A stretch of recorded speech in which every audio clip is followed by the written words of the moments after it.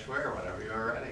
All right, a couple years ago when I did KSSU News Center, I did a story on two girls in Minnesota, two teenage girls, who were charged with physically, sexually, and emotionally abusing an elderly guy that they were taking care of. And it had never occurred to me before that this was an issue, but as I started to do more research, I realized it was a rising problem in the United States. So according to the Centers of Excellence on Elderly Abuse, 1 in 10 people over the age of 60 will be abused at some point. And of that, 1 in 2 people with dementia will be abused. And out of all of those cases, only 1 in every 23 will get reported. That is a low number for the increase that it is producing. So I'm here to talk to you guys today about 3 main points. I'm going to talk to you first off of the different types of abuse going on in the care of elderly people, whether it be in the nursing homes or in their own homes, being taken care of by a family member. Also, who is responsible for conflicting the abuse. And then I will wrap it up by giving you guys some ideas on solutions that we, as a younger generation, can do to try to decrease the problem. So my first slide here are the types of abuse. There's physical abuse, which is any type of hitting, restraining, neglecting them of food, medication, or water, not changing the diapers. There is sexual abuse, which is where they are being in some sort of situation where they're being touched inappropriately and not given consent of any kind of sexual act. There is emotional abuse, where they're being yelled at, threatened, and are scared. And there's also the most common, which is financial abuse, which is when their Social Security money, any other types of forms of check from the government, or even their valuables are taken from their home.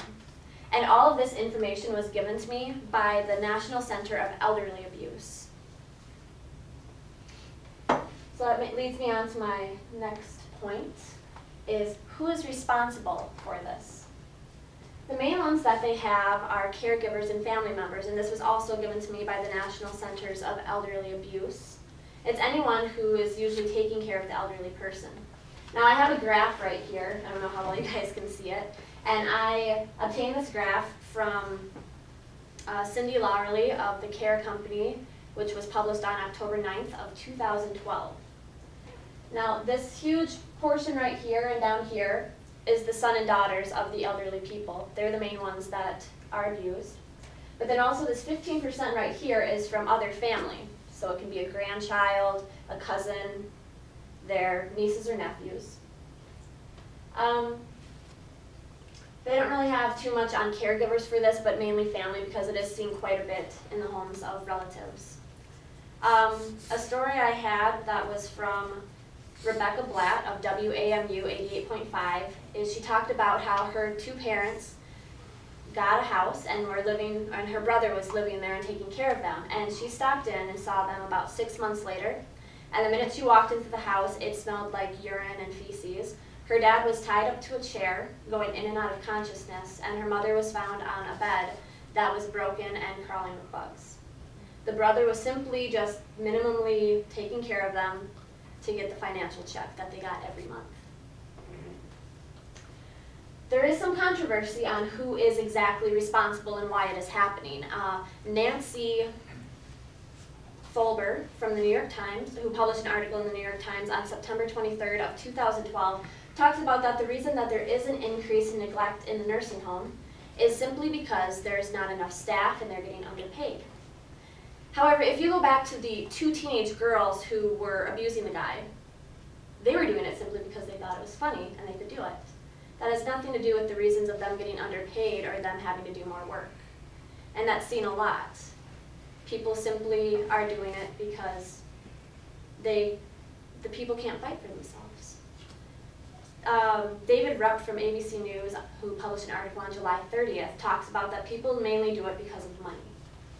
If they need the job, they're going to do the bare minimum to get the money. It's not in cases with every person, but in most of those that are arrested for abuse or neglect, it's usually the main reason is for some sort of money. So that brings me on to my third point, which is the solutions to the problem. According to the NCEA, the main thing that we can do is report the problem. There are already laws out there about people who abuse the elderly, just like there are for spousal abuse and child abuse. The only issue is that it goes unreported. So you as people, if you see the issue and you know the signs of abuse, report it immediately, because there are repercussions of it with jail time and fines. The NCEA also talks about, however, is if you are taking care of your mother, grandmother, father, to know yourself. If you're stressed, if you have a drinking problem, if you have depression, it might not be a good idea to be taking care of someone who's going to be causing more strain on you because you're more likely to snap at them. If anything, just put them somewhere else where you know that they're going to be getting lots of care. And also, funding the staff, write to your congressman. You know, there's lots of things going on out the state where you can picket and want a raise and stuff. There's that going on all the time. Just be open about it and listen for it. So today I've talked to you guys about the rise in elderly abuse. I've talked to you about the types of abuse that occurs, who's responsible for the abuse, and some of the solutions to the problem. So I hope all of you guys have learned something today, because it will affect all of you at some point in your life. Maybe if you don't know about it, you may know someone who it has happened to, or it may happen in your community. Thank you.